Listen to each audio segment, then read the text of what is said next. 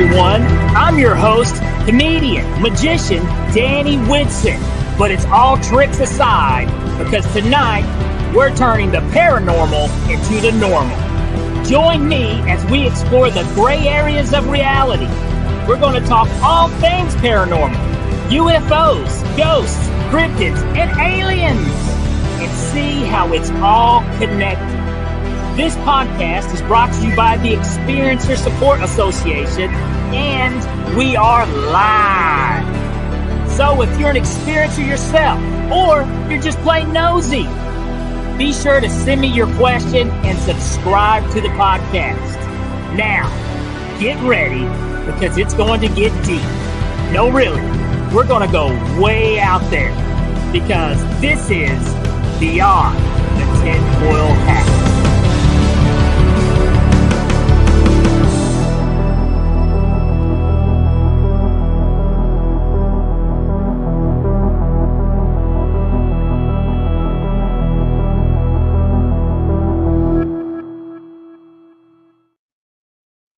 What's happening, my paranormal junkies? I'm your host, Danny Whitson, and welcome to Beyond the Tinfoil Hat. Guys, we are streaming live from the E-United Public Radio Network and the UFO Paranormal Radio Network on 105.3 FM on the Gulf Coast and 107.7 in New Orleans. Guys, we got a fantastic show lined up for you this evening. But first, I want to make a quick little cool announcement, something that I just picked up on, man. And I actually just heard, and I thought this is super cool. So any of you guys that are following the UAP thing that's going on with the Congress hearings that's happening, it has been announced that they will be having a hearing next month. No, actually this month. A little later on this month, towards the end of the month, we're going to be getting another Congress hearing about the UAPs that's going on. Now, I don't know how much we're going to get out of it, but I do hear that we're going to have 2 hearings before the end of the year. So, but this is the first one. So maybe we'll get a little closer to finding out the truth. I don't know, but just tune in. And the more I find out about this, the more I will let you know. Now, I'm ready for today's guest, okay? And this is somebody who I've wanted to talk to, because this is a very interesting point of view, you know, especially when it comes to dealing with the paranormal, okay? Because this is somebody who has seen a lot, folks, and is surrounded by it all the time. This evening's guest, she is a RN, a nurse, yes, but not just that, she's also an author. She's got a book out where she's talking about some of her ghostly experiences while being a nurse and working in the hospital. So I tell you what, guys, get your questions ready, because this is going to be a great episode, and we're going to hear some fantastic stories. Let's welcome Jennifer Johnson.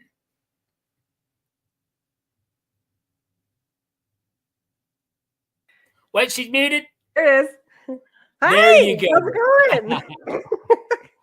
Awesome. Well, I tell you what, Jennifer, like I said, I was very brief in my intro description, but if you don't care, do you care to let the viewers and the listeners just know a little bit more about you? Absolutely. First and foremost, that intro to the coming into the show is on point. I absolutely love it. It's fantastic. Awesome. So I'm Jen. I'm an ER nurse of 16 years. Worked in kind of hospitals, big, small, all over Northern and Southern Ontario. It's taken 16 years to kind of really come to terms with what goes on in the ER, and that the fact that there's probably a little bit more that's going on than just your typical, you know, what you see is what you get. There's always a little bit more. And if anybody knows a nurse, they know that they've got at least one ghost story. And working in the ER, it seems to be that I've got a little bit more than the average.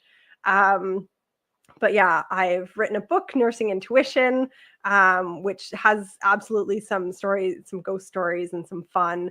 And otherwise, it's just me trying to bring in a little bit of the woo into the East or the Western medical world, and trying to get it. Let's come over here a little bit. Let's lean away from the 3 a.m. conversation, and let's kind of bring it out into the open. So that's my standpoint, but I'm interested to see where it goes and where it takes me. Now, before we get into any, first of all, an ER nurse, that you're built different, okay? You have no idea. I mean, you know, like I do not want to go to the ER, not unless I am like dead, dying. Do not bring me in there. You know what I mean? Fair. Because Absolutely fair. I don't think there's anything more terrifying than an ER waiting room. You know, that's truly, absolutely, truly. It takes it does. So kudos to you and thank you for your service, because it takes a special human being to work that gig. But let me ask, I was wondering this. So whenever you first got into nursing, you took the first job, were you a believer of the paranormal, or did your job make you a believer? Oh, I mean, looking back and really searching back, like I've actually forgotten that back in grade 5, 6, 7, any book that I could find about aliens, about paranormal, I was all into it. I was scared out of my pants, but I still found those books. Come into high school, and if there was ever a metaphysical store, I found it. Bought my first tarot deck before realizing what tarot even was. And this is just as the internet's starting to come out. So I'm like, okay, it's not like I'm being fed information because, my phone's listening to me and it's picking up what I want to know. This is just as the internet's kind of starting in, 97 to 2000. And I found my first tarot deck. Well, it found me. So, always knowing that it was there, but in the background, with nursing, definitely, you couldn't help but lean into it a little bit more. And then hearing everybody else's stories, they're all talking about ghost stories, and you're going like, what are you talking about? Like you're joking, right? Like do we really believe that, or do we not? And the longer I've worked in nursing, absolutely 100%, there's a lot going on. And, if we can kind of lean into it, if we can embrace it, that's great. Now, do you remember your first paranormal experience working in a hospital? Do you remember that? Yeah. Which one was it? So I feel like there was one, I think the first one, where I had already started seeing someone who's doing reflexology and Reiki and kind of delving into that world. And she had kind of said, oh, you're an empath, like you're here to kind of help people move over. And I'm like, okay, like that's really random. Sure, whatever. But she was right on so many other things. She actually had also said, I see a lot of papers as in like a book. And at the time, I'm like, what are you talking about? A book? Like, you're okay. I'm just going to take this. I feel great coming out of this appointment, whatever. But I remember, so on night shift, and I'm primarily night shift. So going to take a nap in my second job. And thankfully it's behind a locked door. It's got these beautiful couches. And I just remember, kind of drifting off, and it's like you were hearing voices almost, and you're going like, what is going on? Like, I know that other people are coming in to sleep in the same room that I am, but is that really what's going on? And when I woke up, sure enough, there was nobody else in the room with me. So I'm like, okay, that's kind of a little odd, whatever. You just kind of like put it off to the side because it's night shifts and you don't really want to do too much with that. But the more I kind of started to lean into it, the more things started to happen, or at least the more I paid attention to it. So the times where, so we've got cardiac monitors in our resuscitation rooms. We put the leads all on you just to see how your heart's doing when you're there and sick. And the number of times the cardiac monitors in a bunch of different hospitals have started to read the most perfect ECGs, not just static and not, like you can read them and that's what a normal heartbeat looks like. And it's hooked up to nobody. And it's happening in our resuscitation room. So you're going, okay, that's like, what is going on with that? And so you're just like, I don't know who's here, but your time has passed. So if you could go, that would be great. But it's happened more than once. It's definitely happened in more than one ER. It is super interesting when it happens because, of course, then everybody kind of comes around to be like, was there somebody in this room? Because there's on the board, right? You've got your big board with all the patient names and all the spots. And you're going, is somebody in recess? Because like, there's nobody on the board in recess. And you're going, nope, it's just reading. And you kind of look at your partner and go, I don't know what it's doing, but it's going to just give it a minute. And sure enough, would read a perfect ECG. And it's not like, an oxygen pleth, which it's just one light that picks up the oxygen in your finger, and that's just a nice pleth, and it's one light. To produce this ECG takes 5 spots of stickers to pick up perfectly in order to produce this perfect ECG. Wow. That is crazy. And you know, there's something connected there with the paranormal and the electricity and the devices and stuff, you know. It has to be. So, well, I'll never forget. I had something, a crazy experience happened. Me and my wife, actually, I think we married our first year, you know, and we had the apartment we were in, and we had a VCR that started. We were watching, you know, that's how old we are. It was VCRs, folks. Listen, I had a VCR too. Don't worry about it. But the crazy thing is that the movie that was in the VCR started playing on the television. Now, here's the crazy part. Are you ready? The VCR wasn't plugged in, folks. Stop. No. And to this day, it freaked us out so bad. We couldn't understand it, but it was playing the video on the television, and it was not plugged in. And there was some weird things that happened at that place too. But we didn't tell too many people about that, but it was just like, what's going on? But I truly believe that was something paranormal. They have ways of doing stuff like that. And where you're at, though, you're surrounded, unfortunately, especially in the emergency room, I'm pretty sure you're surrounded by death a lot, correct? Yeah. It's not every shift if you're lucky. But there is a superstition about deaths come in 3s or 7s. You're lucky if it stops at a 3. And actually, just this past week, my ER had 2 on one shift and 1 in the next shift, and so it was like, okay, there's your 3. Can we stop? Like that's enough. And the shift prior to that had been probably one of the most beautiful shifts I'd seen in a very long time. The day shift was crazy. The night shift was crazy. The day shift was fine after that.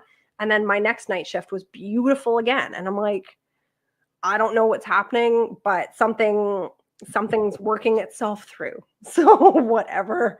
It almost makes you nervous, like you're expecting for a crappy shift coming along. Oh, so I joked with the girls. I'm like, I'm double fisting my coffee coming into this night shift because like we didn't get breaks last night and I'm a zombie. So I'm double fisting my coffee coming in, which I never do.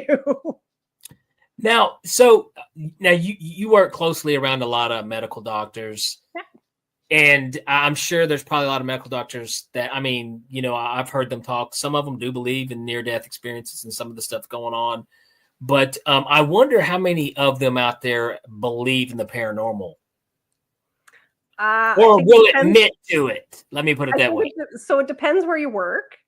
Because the doctors, so if you've got internists who don't work the night shift, or who are away when things tend to hit the fan, it makes a difference versus the ER docs and the ICU docs who are there all the time. You're there for everything. So and again, it kind of builds into intuition a little bit. So when the nurse comes to say to you, hey, I don't know what's happening. I've just got a not great feeling about this. I know that their vitals are okay. And the story, it seems fine, but like there's more going on to this. Like, please just listen. And sure enough, when you know, if you've got an experienced doc, they're the ones who drop everything, come to see your patient. It's the newer ones who are like, oh, what are you talking about? A feeling? Okay, like whatever. And they get burned a couple of times before they then start listening. Yeah. What's your opinion, Jennifer, like on near-death experiences, like people who may have died and, you know, have left their body and could see? You know, I mean, I'm a total believer. I just think that, you know, it's people have experienced it and it's happened so many times. Yeah. What's your opinion on that? 100% believer. You know, we give people ketamine, and ketamine is a medication that very specifically makes you have that experience. A lot of people who, so we sedate people with ketamine for very short periods if they've dislocated an extremity to put it back in. If we're going to be doing a procedure that we just need them to kind of be calm, cool, and collected for a little bit of time, we give them ketamine, and these people come out and they say, I was floating on the ceiling. I was looking down. I heard all you guys talking, all these things. And it's the same thing as when a patient tells me and is like grabbing me and looking at me and says, I'm going to die. You better believe that that person somehow knows, because they always crash. They always are the ones to go south very, very quickly. And again, same thing. They may seem fine in the moment, like maybe things are coming and going pretty quickly, but when they say that that's going to happen, that's 100% going to happen. Actually, my first patient death that I was a part of was a mother who was getting just a routine C-section, and they hadn't let the dad in yet. I was still a nursing student. So they're like, put the nursing student by the head of the bed and we'll get her going. And so this mom is talking to me, and we're talking about all these things. And I start hearing the alarms going on. And I'm going, okay, like I'm pretty new. I don't know what's going on. They may be normal alarms. I don't know. This is like I think it was my first C-section as well. And the anesthesiologist starts yelling things over top of me. And I'm going, what's happening? And the patient, and there's the goosebumps, the patient starts saying, I see God, and God is here, and I'm at my cabin, and I'm safe, and it's warm, and I'm going to be okay, and all these things. And I'm just like, what in the world is happening? And so sure enough, doesn't she then code minutes after they get babe out, and they're just finishing up the sutures to kind of like put stuff over her, like the dressing over top of the wound. She codes. My first code blew. My preceptor is jumping on her chest to do compressions. I'm the one who's like, what's the phone number to call? The code blew overhead. And so we get her back, but she's intubated. So she can't say anything because she's now been sedated and intubated. So a tube going down her throat, and we transfer her out to another hospital. And, I just remember telling her, it's going to be fine. It's all fine. It's just another day. It's a routine scheduled C-section. Like nothing should happen. And we get word back later in the afternoon that she's died. And it wrecked me. Absolutely wrecked me. I'm going, but I told her it would be okay. I told her it would be okay. And, and being a student, so not really knowing, like I was a fourth year student, like I was just about done, but had no concept, no real exposure to death, no real exposure to any, unforeseen complications, let alone an exceedingly rare complication that turned out to be an amniotic fluid embolism that caused all this. But yeah, like I can't look back at that experience and not think like, how was she talking to me about seeing God? And, she was quite religious, seeing God, going into that cabin, and like, she was so calm about it. And I'm going, sorry, again, the shivers. I can only imagine. And hopefully, as horrible as it is that someone, would pass away, especially in that situation, there's a little comfort knowing that, she did pass over to somewhere where she was happy, where she was going. Yeah, she seemed comfortable. She didn't seem like she was anxious or stressing out or worried even. And so luckily enough, she had heard baby cry, and so she kind of called out baby's name when right before this had all happened. And so 2:00 rolls around, we hear the news that she's died. I go home. I barely remember driving home, and stayed up all night because I'm thinking, everything happened so fast, we couldn't let dad in. So her last words were to me, and I'm like, that is such a weight to carry.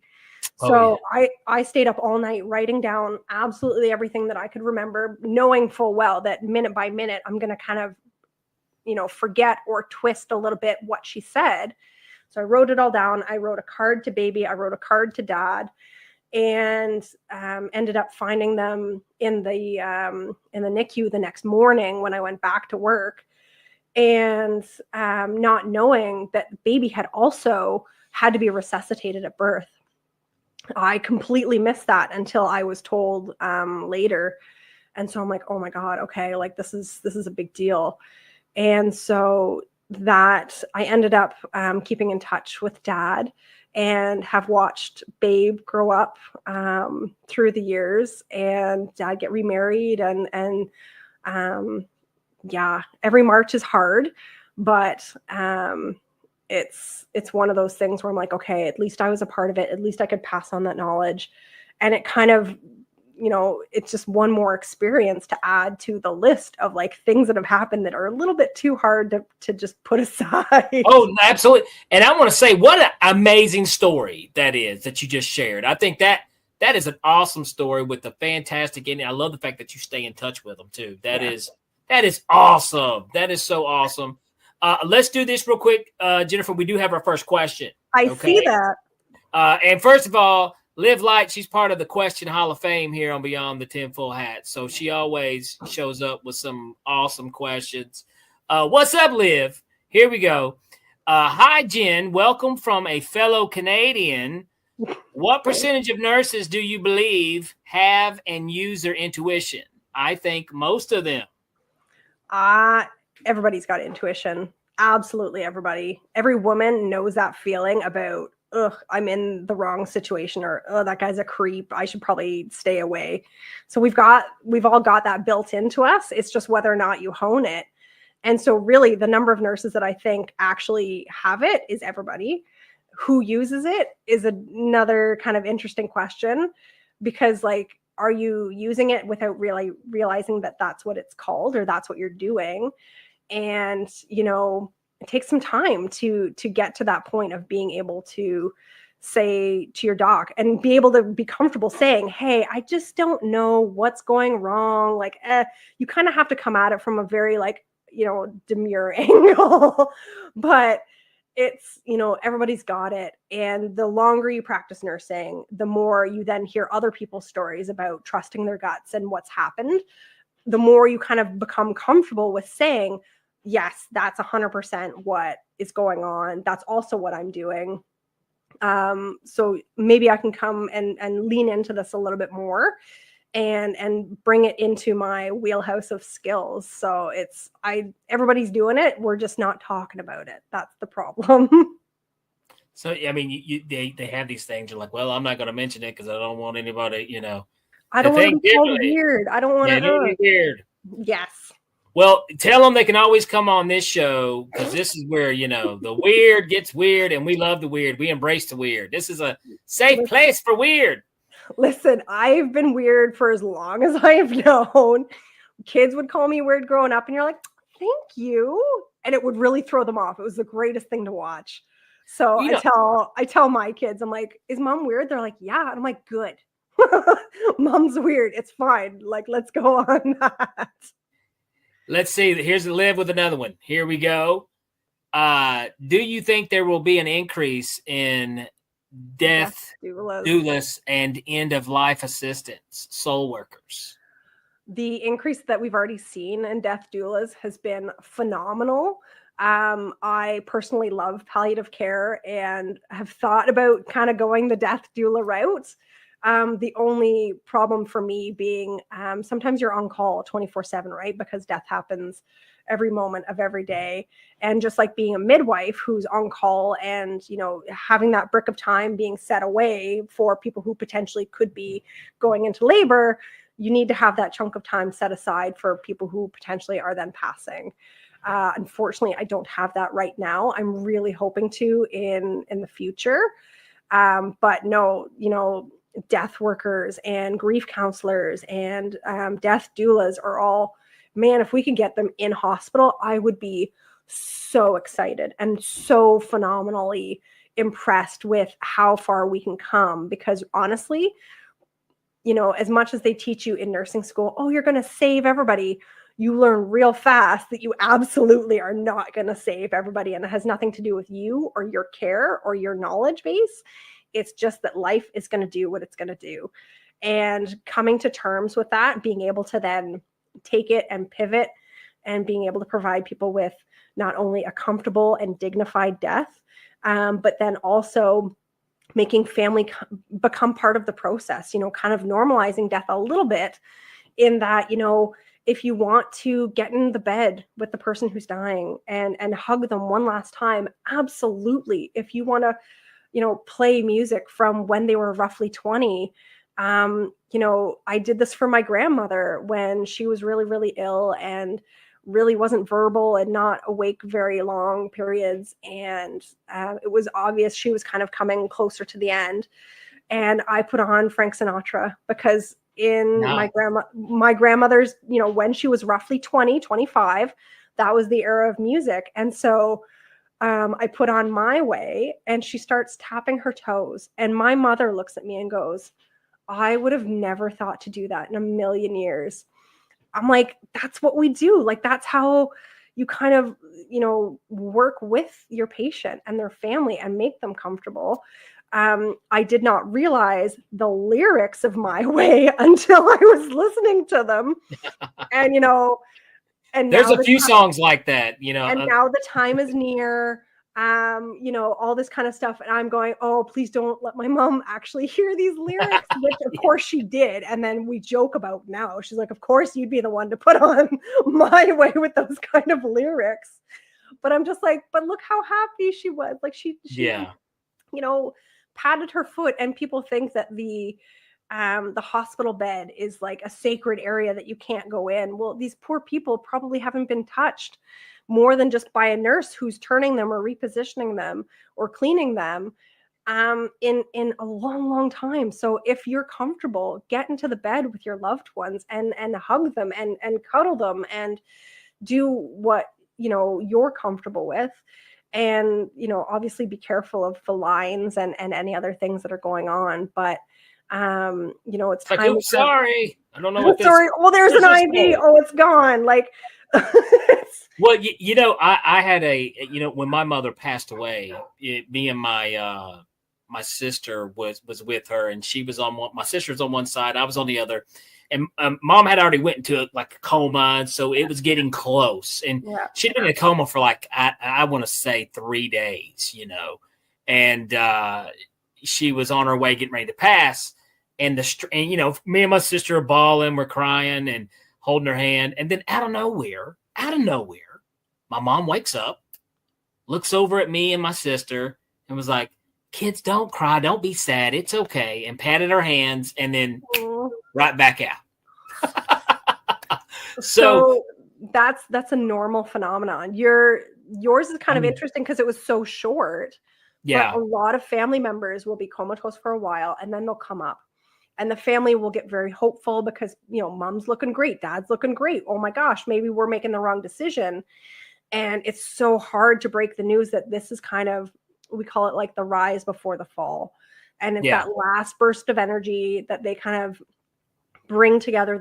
And it's the last good memories. And it's like, just enjoy it while it's there. Take it for all it's worth. And that's how we took it, because like I said, we thought we weren't going to hear her voice again. This was it. And she popped up just enough time to smile. A smile popped on her face when she looked at us and told us that. And it was like I was like, oh, this is crazy, but thank you so much. But I'll tell you what, this is what I want to do, Jennifer. I do want to talk, if you've got any more ghost stories you would like to share. Also, we want to talk about your book a little bit. And you guys get your questions ready. Some more questions for Jennifer. We're going to cut to these messages as soon as here in a few minutes. We'll be right back with Jennifer Johnson.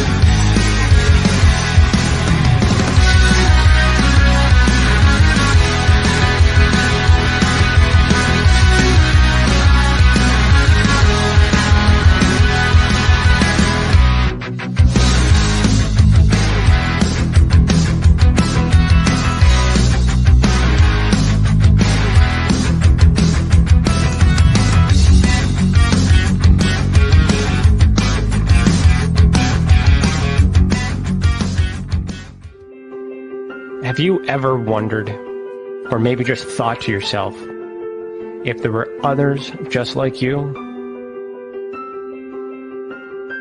You know, people with extraordinary abilities, psychogenic advancement, and perhaps unique intuitions. Maybe you just wondered if there were other people who experienced unimaginable, unexplained, or even unusual and paranormal events. Are there people who have more questions, more fears than answers? Well, you're not alone. You've never been alone. We believe you. Sign up for EA today.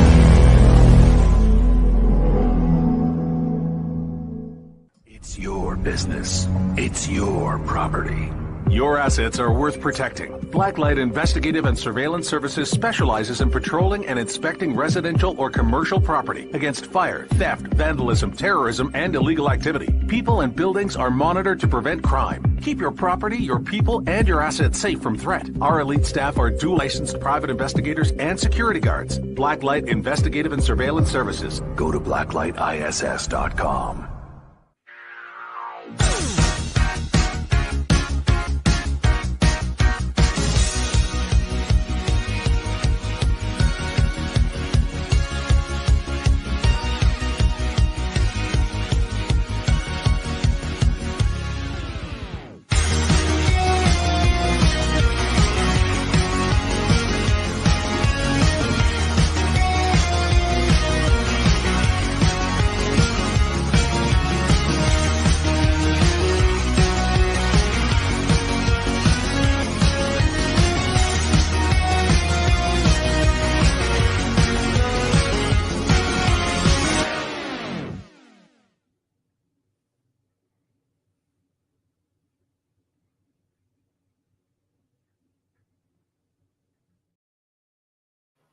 All right. Welcome back, guys. If you are just now tuning in, we are here with nurse and author Jennifer Johnson. I tell you what, first, real quick, hold on, Jen. I want to give a quick shout out over here. We do have Leona. Thank you so much for checking us out, Leona. And of course, we've got the live light. And I do believe I saw Lisa pop up in here. So we got a few familiar faces and names in here, guys. Thank you so much for watching the show. Here we go, Jennifer. Now, I think we were just touching base. You said it's common for people in comas to kind of wake up and, they hang out for a little bit, families think, hey, everything's okay, but it doesn't turn out that way. Correct? Yeah. That's kind of the usual last kind of rise before the fall. And here's the thing is, both my parents have passed and of course I miss them so much. But, I mean, as crazy as it sounds or weird, whatever you want to call it, I stay in touch with my folks. And, because I have learned over the years to keep my eyes and ears open and they talk to me all the time, so so they're still there. They're still there. But also, I just had this conversation today, which I find so funny. We're all going to die. Sorry, bummer. Newsflash. Spoiler alert. I don't. Now here's the thing. I don't want to die anytime soon, folks. Okay, so I'm putting that out there. I want to live to be an old, crusty, just miserable old man. I want to be that guy. I want Guess to eat. who's going to be the one taking care of you? Exactly. I want somebody. I want to live. I want somebody wiping my butt. That's how old I want to be. I just want to. I'm giving it back to the world. But anyways, at the same time, I've accepted that one day I am going to croak, and we fear it like we have all the answers. There's times like people are, we're like, oh, I don't want to die. No, well, man, it may be like super cool wherever you're going, bro. Right? A lot better than this place. So, but here's the thing, like I said, you're around it so much, and I know to a certain extent, you have to, just like with your first story, that's almost a very emotional hook, your first experience, but you also have to be, isn't there like a shield you have to put up sometimes? 100%. That would be the the jewelry that I normally wear. Love me some crystals. Yeah, you kind of go into work and, me personally, it's okay. I'm going into work. I understand that there's going to be things that want to come in or things that want to happen. And it's just like, okay, like I myself, a lot of the time will just, okay, everybody who's coming into the ER tonight, let them be people who need to come into the ER tonight, whether it's physically, they are actually having an emergency and they need help. Or maybe it's just a spiritual crisis or a social crisis. Maybe they're a drug addict and they need help getting out, and they need just one person to believe that this is what's happened to them and come out of it, kind of thing. So I personally go into every shift where it's, I'm blaring my music. I've got an ER pump up playlist that it's like, okay, we're jamming out, we're getting ready for battle kind of thing. Coming into work, it's, very much I'm trying to protect myself and my energy about this, because the more that you're around it, you end up picking up people's emotions like left, right, and center. And you go from being like, oh, it's such a great day. And then a trauma comes in and you're like, you see the family and they're so upset and you can't help but then be upset with them. And it takes a minute to step back and go like, okay, are these emotions really mine, or am I just picking up on the family? Like, what's happening here? And, a lot of times you're just too busy to even realize that you're picking up on the family. But when you're that person who, if you happen to have extra staff, that somebody's kind of on the edges to help deal with family, because a lot of the times if there's a resuscitation going on and we can bring family in, we're going to try and do that to let family know that we are doing absolutely everything possible that we can. And, if we're not going to be successful, then at least you're here. So sometimes we will even still be doing like chest compressions and that kind of thing. And we'll have family come in and sit at the bedside and say, if you want to say your goodbyes, they're technically still with us, kind of thing. We're doing everything we can. So, feel free to say your goodbyes and hopefully get some peace there. But you walk away from those things and you can't help but feel like absolutely drained, not just physically, because CPR is hard. CPR is the abdominal workout that you didn't know you were missing. And then a quick question real quick I want to ask you is okay, like, you've heard the stories like when people are passing away, when they're dying, that sometimes they're greeted by a loved one from the other side to help, to bring them pass over. Yeah. My grandmother in particular, whenever she was dying and right before she passed away, literally, me, my aunts and uncles and mom and dad were all in the room. She just looks over in the corner of the room and starts talking to her baby brother, Vincent, who was killed when he was 6 years old. Yeah. She saw Vincent there, come on, let's go. I'm here for you. We're going to go. And she was just tickled to death. Have you seen any, have that happened with any of the patients there in the hospital? All the time when people are So when you decide whether or not you want an active resuscitation, so full on chest compressions, endotracheal tube, the whole bit, there's a lot going on. It's very chaotic versus, if you've chosen that you don't want any, so we call it do not resuscitate. So you don't want any interventions. So if something's happening and you're starting to pass away, but we're doing it peacefully and we're kind of being a little hands off other than pain medications and sedation and that kind of thing. The number of times people have same thing, gone up and start chatting to people is insane. It's absolutely nuts. And, and then families, they're going oh, are they hallucinating, whatever. And you're trying to feel the family out to see where they are on kind of the acceptance scale. And going well, actually, they may be, we can say hallucinating, but they may be seeing actual family. But you really that's the whole thing, is to try and feel out where family is, because if they're absolutely, this is not happening, very closed off, you're coming at it from a much more scientific perspective. Sometimes people hallucinate and talk and see things that aren't there. And you're trying to come at it from that angle versus the people who are very open, and you're going oh, they're probably seeing that loved one, and that's probably very comforting for them.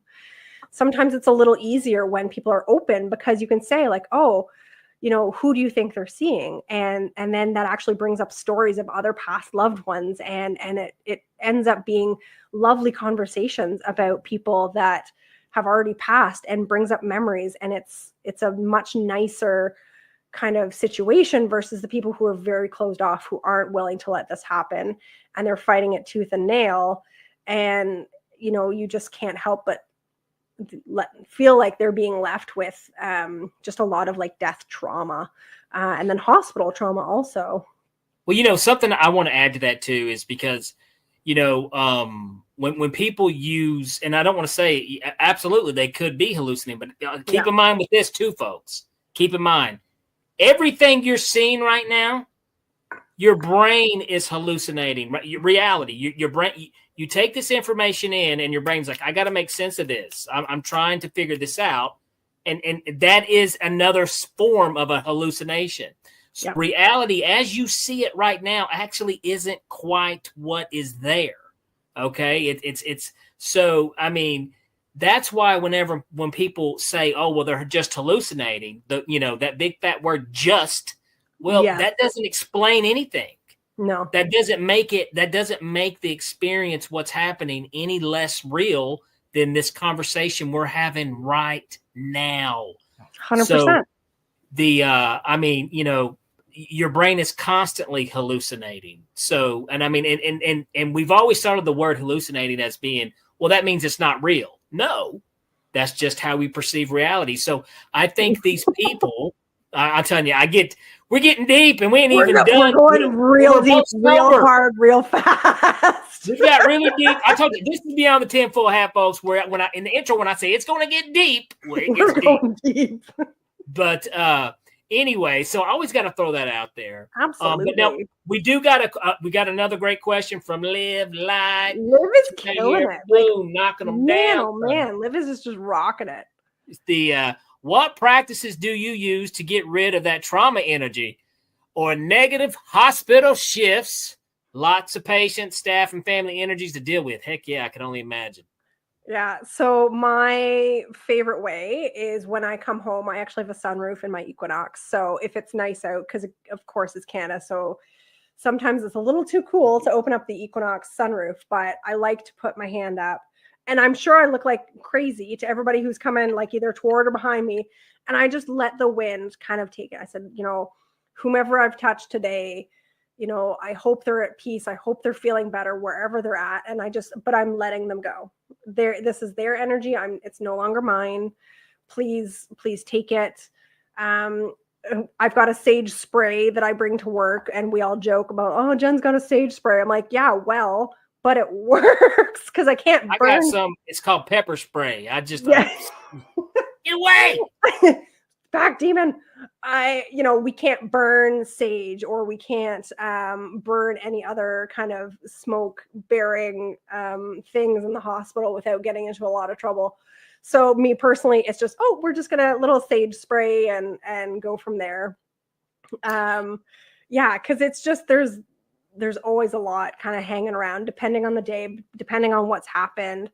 Like we just had a pediatric death not too long ago, and I mean it sits in the hospital, like it sits in the ER because the staff are affected. The patients can't help but hear what's going on. Like there's no way that the patients in that ER didn't know exactly what was going on, because it's not like we're quiet, and the sound carries because the hospital's older than, like, twice as old as I am. So now let me ask you this real quick, Jen, because this is interesting. Now, because you did talk about how, when you're leaving, you kind of ask, have you ever brought, do you think maybe a spirit or something has ever followed you home? Anything like that? I don't think like spirit embodiment per se. The ongoing joke is every time I try to go to a medium, it's patients that are coming through. It's not family. It's just the patients that continually come through. And the most recent one was, unfortunately, a gentleman who the wife had driven him to the ER, had parked in the parking lot, which was a little bit a ways from the ER door. And she had run up to the ER saying, like, oh my God, can somebody please help my husband? And I, for some reason, ran. I don't run typically.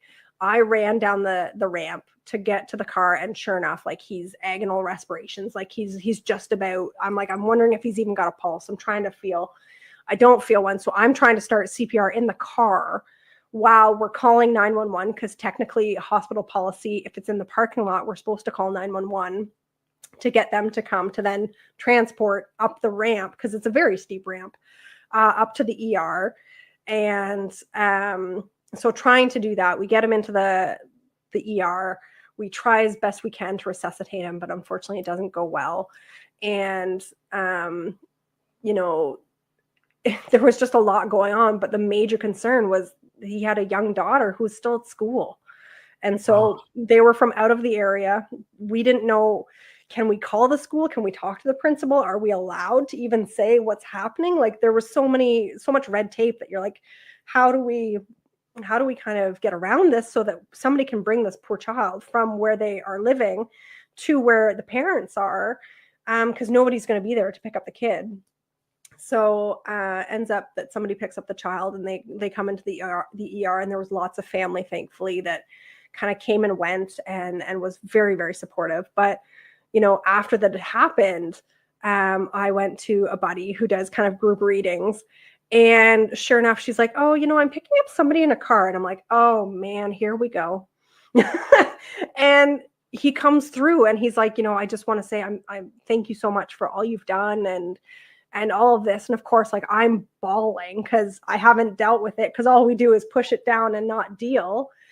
And so I'm just like, this is the funniest thing that, like, it's I think my one grandmother has come through one time in maybe 10 years, but other than that, it's predominantly been patients. And my friends who I've kind of talked to, they say, well, because that's the message you need. Like, that your grandparents are fine. They lived a long life. They did what they needed to do. They passed comfortably. Whereas your patients need you to know that you were integral in their care, and that you needed to do what you needed to do. And so they need you to hear this so that you can kind of continue on, because it is quite taxing when you have something so traumatic, especially somebody younger, let alone pediatric, that you're trying to deal with. That is, and you're 100%. And I agree, you're getting those things because that's what you need, So I think that was awesome. We've got a quick little, another, I don't even know if it's a question, but it looks like it's a compliment from Liv. She says, your nurse's intuition cards on Etsy, by the way, are beautiful and inspiring. Will you be doing another run, almost sold out, with maybe a theme like giving women intuition cards? Congrats on the lovely merch. Liv, you are a saint, and I can't tell you how much I appreciate you. She is like on top of exactly what's going on. The cards are almost sold out. I could do a women's intuition one. I mean, You really, should. I should. There you go. Maybe that was the whole reason of me coming on, was just to get a little bit of inspiration. There you But go. yeah, the cards are kind of a very funny, quirky way of me, again, trying to wean in, the Western world to intuition and the woo just a little bit, without Well, I always feel allowing like the universe, you get that into it. Like one time I found $100 and I was pretty sure the universe was like, give that dude's wallet back. Give that dude's wallet back. But, who knows? But, well, speaking of merch, I believe somebody's got a book. Let's hear a little bit about this book. So, Nursing Intuition: How to Trust Your Gut, Save Your Sanity, and Survive Your Career is my baby. It was born of a trauma journal. So during COVID, I ended up breaking so hard and hitting such rock bottom that I ended up thinking that I needed to write the stories to try and explain, had I not survived COVID, to my children, why I continue to go back and why I continue to choose to go to work. And so with the really, really good stories of me helping, then of course came the really awful stories of the patients that I'd lost. And when looking at it and writing it, the main theme was just intuition. And Llewellyn in the States, who's a book publisher, during COVID was doing online book kind of talk with the authors kind of thing. And one of the ones that I fell upon was Intuition at Work. And the thought just hit me that, well, intuition at work, I use intuition at work every day. And it was just that lightning bolt where it was like, okay, let's try and see if we can bring this to the masses. Let's see if there's peer-reviewed supported evidence, because I can't come forward without that. And sure enough, isn't there not more than 20 years experience or evidence on nursing, but nursing in intuition, or intuition in nursing specifically.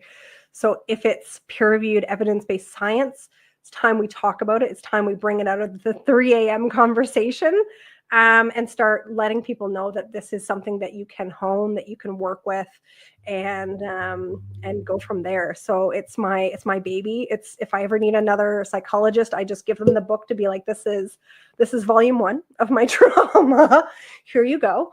And but there's things, so there's my stories in there mixed with all the knowledge, how to survive night shifts, journaling prompts about intuition and how you're growing and that kind of thing. So that spawned then a bunch of journals supporting nurses and the nursing intuition deck, and a bunch of other things that We got any spooky stories? Any spooky stories in there? Oh, always. You can't not have spooky stories. Well, I tell you what, Jennifer, where can they find this book? Where can they pick it up? So book is on pre-order for the ebook on Amazon right now. It's due for release October 29th. I'm on Etsy, I'm on Instagram and TikTok at ernurse.jen. I'm the intuitive nurse on Etsy. And if you search Amazon Jennifer A. Johnson RN, you can find all of my journals and my books and all of the things. So that's where I'm at. Super cool. Now, what was that TikTok handle again? At ernurse.jen with 2 N's. Okay, and cool. It's pretty much just goofy things. It's cap cut and me putting it in a hospital situation. So it's kind of goofy. Hey, I love Goofy. In case you hadn't tell, hey, Goofy's right up my... Well, I tell you what, this has been a very interesting episode, a very fun episode. Some really interesting stories. I tell you what, Jennifer, I got to get you back on here to hear some more, because I'm sure you've got plenty more to tell. But I tell you what, Jennifer, thank you so much for coming on Beyond the Tinfoil Hat. This has been great. Thank you so much. It's been a blast. All right, fam. Hey, you guys were awesome with your questions tonight. I want to say, well, Liv light. Of course, Liv knocked him out of the park, but thank you guys for hanging out and watching the show. If you guys have not done so, like always, be sure to like and subscribe and tell your friends about the show. If you got any friends that are interested in UFOs, ghosts, even cryptids, Bigfoots, If that's your thing, let them know. Tell them to come over and check out the show, okay? Streaming live at 7 p.m. Eastern every Tuesday. I love to see new faces pop up in the comments as much as I love to see the familiar faces that tune in every Tuesday evening. Thank you guys so much. You are awesome. If you guys have not done so, also head over to Patreon. Show us a little bit of love there. Make a little $4 donation. And you get access to some really cool investigative articles by Ryan Stacy over at the experiencersupport.org. Be sure to check out Ryan's podcast. That's on Mondays, and I believe that's still at 5 o'clock. Ryan really breaks down some things. He does some investigations on some things, and it's, he really makes you look at it from a different perspective. So I highly recommend checking out his podcast on Mondays. Also, if you haven't done so, show your boy some love. Yeah, it's me. If you're on Instagram, okay, head over to Super Magic Boy on Instagram and give me a follow. I do post regularly where I'm going to be at, entertaining, doing my comedy magic show. Yes, it's a fun show. You guys should definitely check it out if I'm ever in your town. If you're on Facebook, give me a follow at Danny Whitson Magic and Comedy on Facebook. I make a lot of announcements there, so definitely give me a follow there. Also, I want to bring back, like I said, mentioned at the beginning of the show, we've got the Congress hearings have been announced. It's going to go down. It's going to happen. We're going to have people testify in front of Congress again, maybe some whistleblowers. I don't know, but I do know it's happening. So as long as that's out there and it's being talked about, we're getting one step closer to finding out the truth about what's flying around and buzzing around the skies, guys. But like always, we are broadcasting live from the E-United Public Radio Network, the UFO Paranormal Radio Network on 103.3 FM on the Gulf Coast and 107.7 FM in New Orleans. Guys, you have been wonderful. This has been a fantastic show. And be sure to tune in next week. I don't even know who our guest is next week. I don't know. Do we know who our guest is next week? Do we? Any clue? Okay. No, we don't. No clue. We don't know. And you know what? I want to show some love to our production guy, Chris, because you got some compliments tonight, brother. You got some compliments on that amazing intro and this amazing outro that's getting ready to come up. And all I had to do was just run my mouth. I didn't do all the cool work. So there you go, Jennifer. That's all on Chris. All I do is just flap my jaws. But I tell you what, I'm trying to kill time for another 30 seconds. Live light. Yay, Chris. See, she's throwing you some love there, too. And I'm killing time with compliments for Chris. In the meantime, here's a pin. Here's a magic trick. Like always, I'll see you guys next week. All right, that does it for this episode of Beyond the Tinfoil Hat. A big shout out for tonight's awesome guest, and a bigger shout out for everyone who tuned in. And if you haven't done so yet, be sure to subscribe to us on YouTube or wherever it is you listen to your podcasts. And like always, be sure to stay curious, heed the world, and keep the paranormal normal. I'm your host, Danny Whitson, and this has been Beyond the Tinfoil Hat.